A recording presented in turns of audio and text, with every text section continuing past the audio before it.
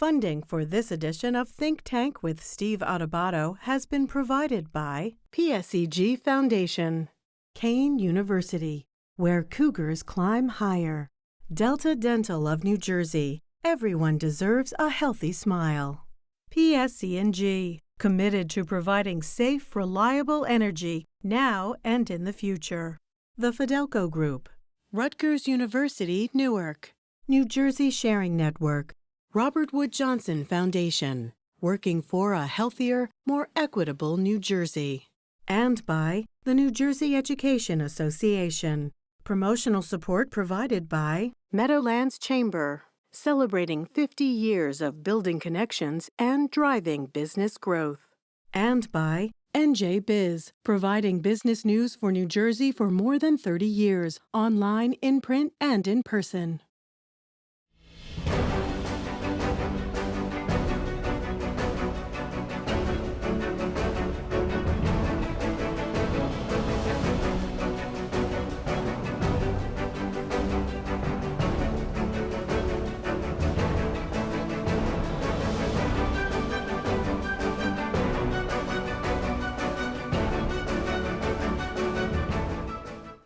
Hi, everyone. I'm Steve Adubato. Welcome to an important, compelling conversation dealing with the question of navigating the healthcare system for people with autism. We're honored to have a distinguished panel. We kick off with Dr. Suzanne Buchanan, Executive Director of Autism New Jersey, and Michele Adubato, who happens to be my sister, but that is not her most significant title. She's the Chief Executive Officer of the Northport Center and the founder of the Center for Autism, and finally, Dr. Oana Baroody, Developmental Behavioral Pediatrician at Hackensack, Meridian Health, and underwriter of our healthcare program. I want to thank all of you for joining us. Michele, let me start off with you on this. You founded the Center for Autism, and the website will be up. Everyone's website will be up.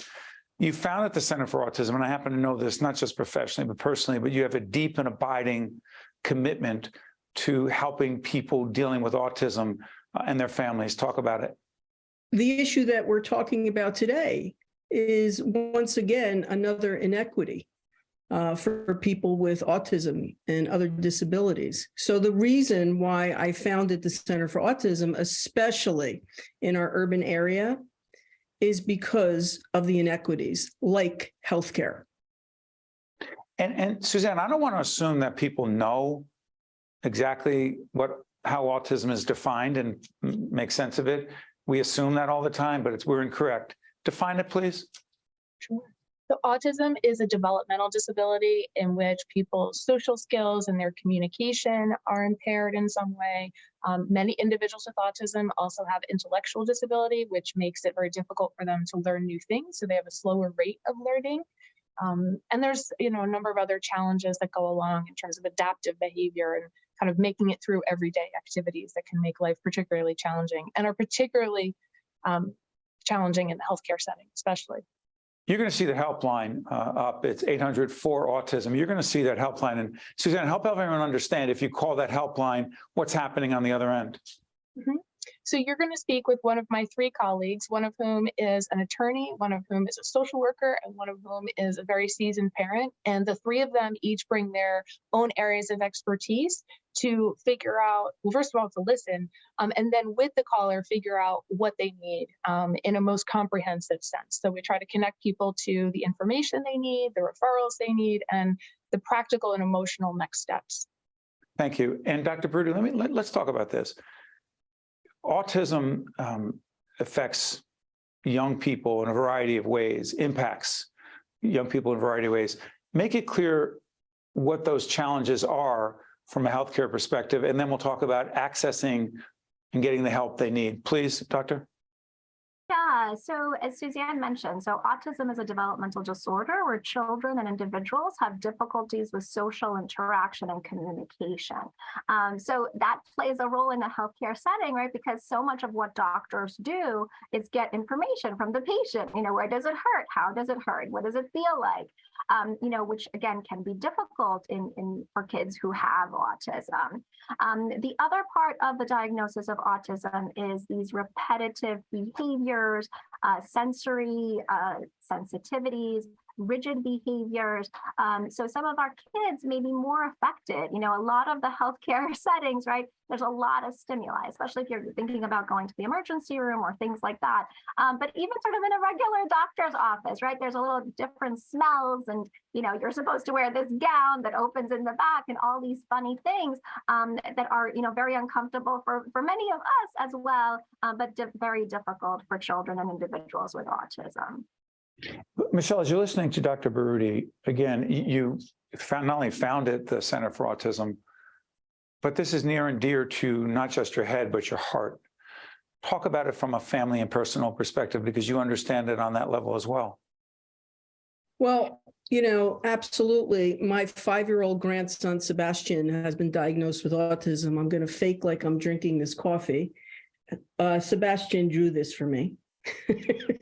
So awesome. We can't figure out how to get him blood work. Okay. A very common problem for people with autism. He cannot go to a quest. He can't do it. And, you know, Suzanne and I've talked, I mean, we are supposedly the experts in the field, and I'm sitting there trying to figure out, how do I get my grandson access to blood work that he needs, because he has an eating disorder, because he's not eating properly. And we want to make, so it's completely obviously linked to health. On the other end of it, from a broader spectrum, like we look at the pandemic. The pandemic brought out certain things from a healthcare system of how unknowingly, by the way, the healthcare system is failing our children with autism and adults with autism. They don't know that, but they need to know that. They're not doing that on purpose. And what we have had to do, and I know Suzanne has done this also, is we brought together our group. They have to go in a place where they're trusted, where they feel safe, where we spoke with the parents, and we were able to, you know, get, you know, our clients and many other people vaccinated, people with autism, for the number one reason: they trusted us. That's nothing to do with the vaccine, because we've done other things. They've trusted us, and trusting is very important for people with autism. So, Suzanne, I mean, that's Michele, who is an expert in the field. She understands it from a variety of perspectives. She has certain relationships and contacts to navigate the system. And she's talking about the struggles that she has had, and their family, her family and Sebastian's family have had.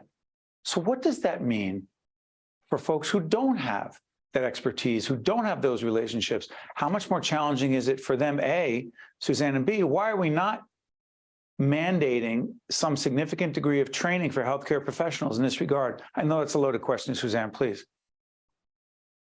It is. You know, we have to make sure, like Michele said, that the people who don't know about the needs of people with autism know. And it's not just the physicians and the nurses and the people interacting like in the doctor's office. It's also leadership of healthcare systems, right? And so we need more protocols, and they need more experience working directly with these families in a proactive way, right? Michele talked about trust, right? And trust is huge. Trust is based on experience. Trust is based on knowing that the healthcare setting you're going to, whether it's for a COVID vaccination or routine care or specialty care, that they can meet you where you are and handle your needs, whether it's sensory sensitivities or problem behavior or difficulty communicating where it hurts, right? Many times parents report to us that they actually forego routine and even sometimes specialized care because it's so traumatic. And so it's not just, well, of course, we need more training, you know, for doctors and nurses and everyone involved in the healthcare interaction, but we need more infrastructure and leadership support to develop more, you know, protocols and structures in place so that there's a larger healthcare workforce that's informed about the needs of people with autism. But Dr. Baroody, let me ask you this.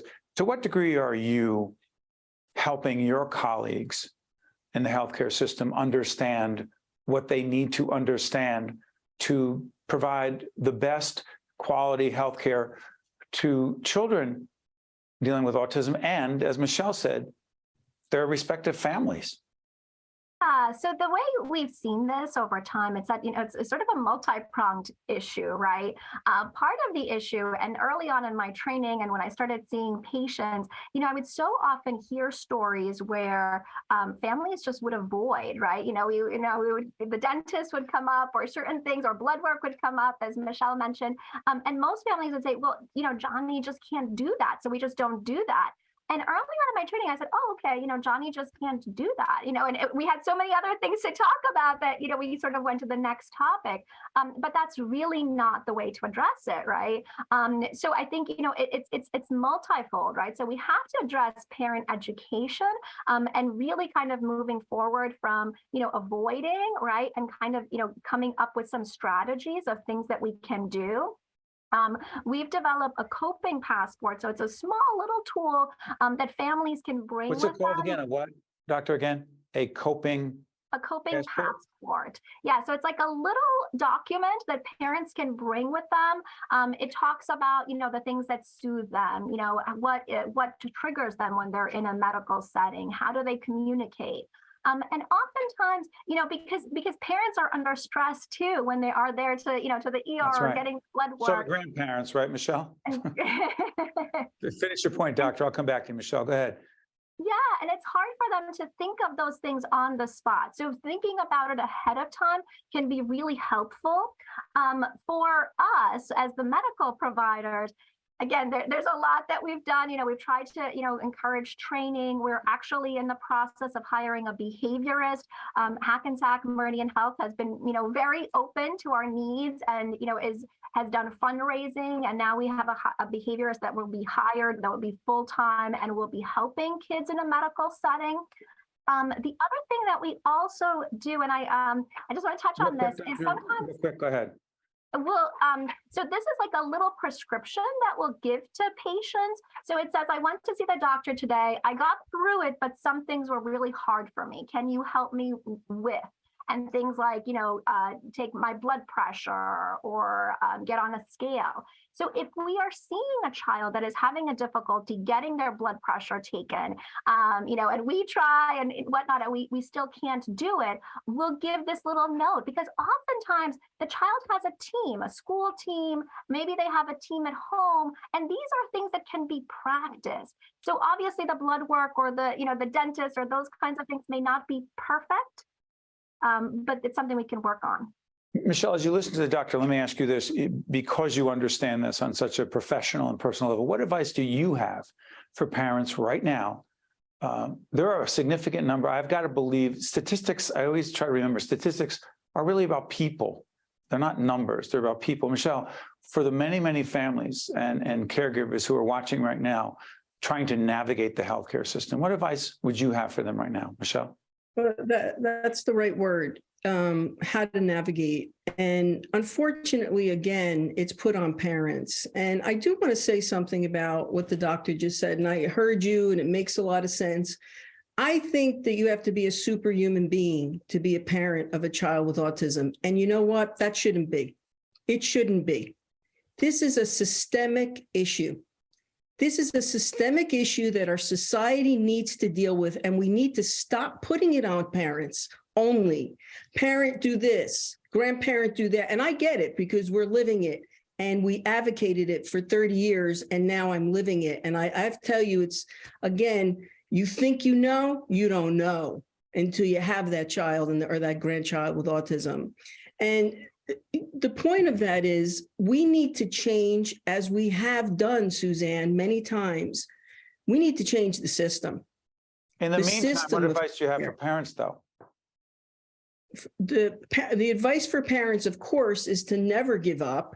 The advice for parents is to continue to look like we're doing. Many times, parents, as you said, parents just go, look, they can't do it. But again, we can make it easier. We can make it easier if our healthcare system and our systems understand the difficulties and the stigma of what our adults go through. I just want to say really one quick story of the Center for Autism. We had this young lady, 33 years old. She became weak. We didn't know what was wrong. The mother didn't understand. She collapsed.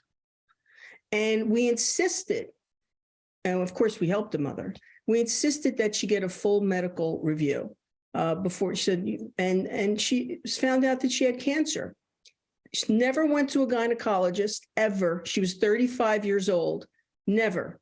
Mother never even thought of it, you know, because you're dealing with so many other things that, and what you said is like goes down on the totem pole, and then all of a sudden it becomes number one. So I guess the advice I would give to parents is health matters, and proactive health matters. And then that's where our systems need to help us get there. And they're not mutually exclusive, Suzanne. As Michele said, it shouldn't be either exclusively or almost all on parents. We need to make some real changes, but in the meantime, whatever that means, parents have to, and Michele just very effectively said gave some real advice to parents, but Suzanne, I want to come back to in the time we have left. Mm-hmm. Your work at Autism New Jersey, trying to influence and impact the system, as Michele said, on the state and federal level, real quick, please talk about that. Right. Sure. So we realized from our own COVID vaccination efforts that the critical ingredient was the medical behavioral collaboration along with the family. We talked with families. We understood their child's needs, whether it was a child or an adult, right? And we talked with the nurse who was assigned to that child. And so we made sure that every possible predictable and even sometimes unpredictable events were taken care of. And that's the level of time and attention and collaboration that's needed system-wide. And it only happens in teeny tiny pockets. And so we have what we call an advancing healthcare initiative. We've hired a behavior analyst to lead it. And we've been talking all year long with Hackensack, Meridian, and other healthcare partners across the state so that we can bring people together on a statewide level. We're not at the level of government in terms of needing legislation or regulation yet, because we know that within healthcare systems, there are intelligent, educated, motivated, compassionate people who just don't have the extra time in the day to plan for the needs of people with autism. So that's what we want to bring some coordination and leadership to in collaboration with healthcare partners throughout the state. To Suzanne, Michele, Dr. Baroody, cannot thank you enough. And Michele, you pushed us to do this. It's the right thing to do. We have a responsibility to shed a light, to provide more information that's credible and substantive, and be involved in the effort to help so many parents that are overwhelmed, and grandparents dealing with issues of autism with the people they love in their lives. So thank all of you very much. You've done an important public service. Thank you very much. Thank you. Thank you. Stay with us. We'll be right back after this. To see more Think Tank with Steve Adubato programs and to listen to Think Tank with Steve Adubato, the podcast, visit us online at steveadubato.org. If you would like to express an opinion, email us at info@caucusnj.org. Find us on Facebook at facebook.com/Steve Adubato, PhD. And follow us on Twitter at Steve Adubato. I am alive today thanks to my kidney donor. I am traveling and more active than ever before. I'm alive today thanks to my heart donor. I'm full of energy and back singing in my church choir. I'm alive today thanks to my lung donor. I'm breathing easy and I'm enjoying life's precious moments. There are about 4,000 people in New Jersey waiting for a life-saving transplant. Donation needs diversity. For more information or to become an organ and tissue donor, visit njsharingnetwork.org. New Jersey is home to the best public schools in the nation, and that didn't happen by accident. It's the result of parents, educators, and communities working together year after year to give our students a world-class education, no matter the challenge. Because parents and educators know that with a shared commitment to our public schools, our children can learn, grow, and thrive. And together, we can keep New Jersey's public schools the best in the nation. We are honored to be joined by LaShanda Gilliam. She's the principal at Michele Obama Elementary School. So good to see you, Ms. Gilliam. Good to see you, Steve. Thank you for having me. Well, it's an honor to have you. Do you mind if I read a quote from you? Yes, sir. Go ahead. It's a quote from you talking about the school. We're not going to let our students and their families know, we are going to let our students and their families know that we are going to be strong on the outside and on the inside. We're doing music and movement, yoga, exercise every week with our students. We're not playing around here. These kids have got to be healthy. It's powerful. Talk about that work every day and why it matters so much. We're so excited. I mean, you know, we are trying to implement Michelle Obama's Let's Move campaign. As you know, the former First Lady prides herself on public service and eating healthy and living a healthy lifestyle. And we just want our families to know that just because we're in the inner city, and many of us were raised here, that it is important to take care of your mind and your body. So we do a lot of social emotional awareness here. We have yoga with the Newark Yoga Movement every Tuesday. We have our own garden through Era Farms. We're growing our own greens. So even yesterday, we took the greens that we have been growing and packaged it up, added some cherry tomatoes, and serviced all of the staff with salads for yesterday. We donated 75 packages to Harmony House, a homeless shelter down the street. We're going to be giving it to our families every Friday just to remind them to be healthy. We have meditation here. We do yoga classes with families, even in the evenings. Anybody who wants to find new ways to live a healthy lifestyle can do it through us. And we try to model that for them. LaShanda, let me ask you this. You're born and raised in Newark, correct? Yes, sir. And so help folks understand why this is not just a great professional achievement for you, but why it's highly personal for you, please. Wow.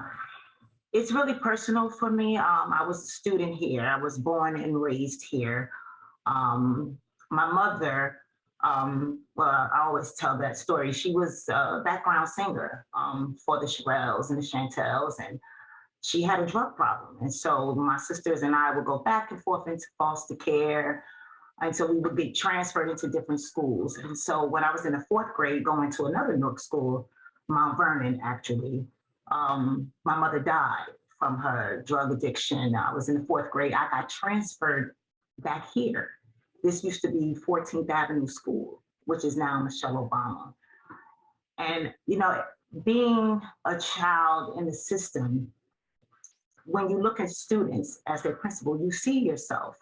You see all the struggles. You have adults around you that pour into you, that tell you you're gonna make it.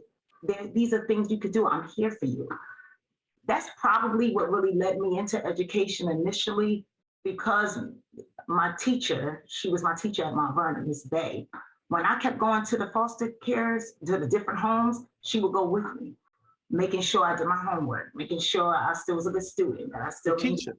Yes, Miss The Bay. teacher did that. A teacher did that for me. And it just modeled for me what I'm supposed to be doing. I need to pour into students the way people pour into me. And so being in the same building where I got transferred in, moving back into another foster home, every time I look at my students, I'm reminded of my calling, of what my job is. And so my job is to make sure I educate them at the highest quality, make sure that their mind, their body, their attitude, and everything is working efficiently so that they can be their very best self. School is a place, you know, Steve, when we were growing up, school was always that safe haven. It was the place, it was the shelters where you went to when you needed anything. Michelle Obama Elementary School is that way again. You need things, you come here. If you want to find an avenue to do something, you can come through us. We're here. You know, on the other end of the city, on the northern end of the city, for me growing up, clearly at a very different time than you did, it was Ridge Street School and Broadway Junior High School, now of a different name. And I know I'm not alone in saying how proud those of us from the city of Newark are to have our best and brightest leaders deciding to go all in, to make a difference for other young people. So in so many ways, you're a role model. Aww. You're a role model for so many young people and others, students and others. But so is Michelle Obama. What does Michelle Obama mean to you? And what does her name being tied and her reputation being tied to the school mean to you personally and professionally? Well, personally, it's just She has such class, such high standards for our communities, our country. She sets the precedence for excellence and rising above any adversity. I mean, a lot of us know a lot of the challenges she faced growing up and how she was determined to excel. And so when I look at her personally, I feel that strength. I feel that journey of proving that you can be excellent as long as you work hard. And I transfer that into my professionalism. I mean, the way that she and President Obama believed in where this country could go is exactly what I believe where our students can go. We can achieve as long as we work hard, as long as we strive for it, and as long as we work together. There is nothing that we cannot accomplish. LaShanda, did you get her there yet? I'm sorry for interrupting. No, we did not. We've been trying. Come on, Steve, you got to help us out. Okay, let's do this, LaShanda. If you could talk directly, and we'll do everything we can to connect with Michele and the former President of the United States, Barack Obama, and find this way to get this video to them. You're talking to Michele Obama directly. We respect and appreciate the president, but this is to Michele Obama directly. You're making a plea to her personally and professionally as one of the brightest lights in Brick City in Newark. Go ahead, talk to her right now. I would say to her, Michele Obama, the students and I are honored to have our school named after you. There's so many things in your life that we pride ourselves on.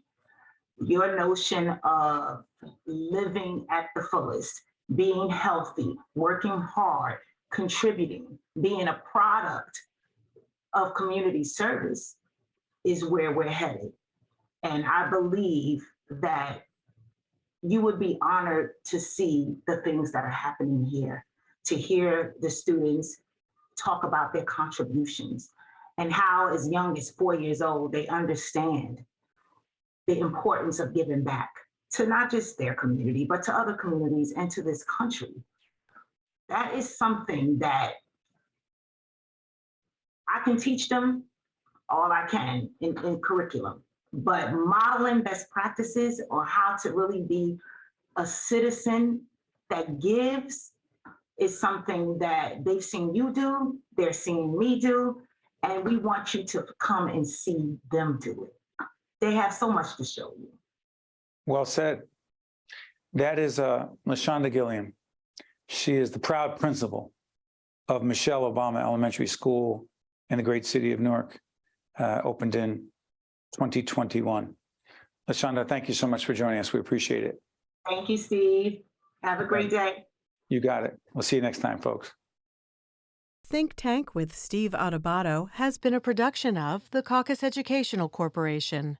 Funding has been provided by PSEG Foundation, Kane University, Delta Dental of New Jersey, PSC&G, the Fidelco Group, Rutgers University, Newark, New Jersey Sharing Network, Robert Wood Johnson Foundation, and by the New Jersey Education Association. Promotional support provided by Meadowlands Chamber and by NJ Biz. To see more Think Tank with Steve Adubato programs and to listen to Think Tank with Steve Adubato the podcast, visit us online at steveadubato.org. If you would like to express an opinion, email us at info@caucusnj.org. Find us on Facebook at facebook.com/Steve Adubato, PhD, and follow us on Twitter at Steve Adubato. I am alive today thanks to my kidney donor. I am traveling and more active than ever before. I'm alive today thanks to my heart donor.